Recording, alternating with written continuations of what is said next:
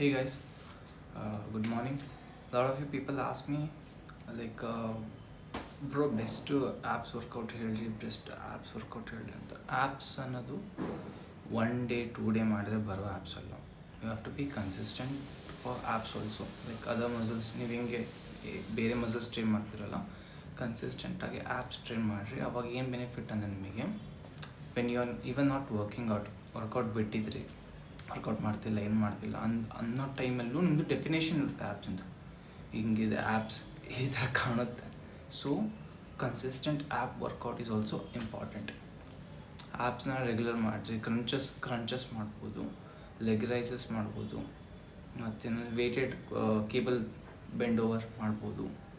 Lot of exercise, simple compound exercise ತಗೊಂಡ್ರೆ ನಿಮಗೆ ಯಾವ್ದು ಫೇವರೇಬಲ್ ಇರುತ್ತೆ ಮಾಡೋಕ್ಕೆ, ಬಾಡಿಗೆ ಯಾವ್ದು ಸಪೋರ್ಟ್ ಕೊಡುತ್ತೆ, ಆ ಎಕ್ಸಸೈಸ್ನ ಕಂಟಿನ್ಯೂಸ್ ಡೈಲಿ ಮಾಡ್ಬೋದು.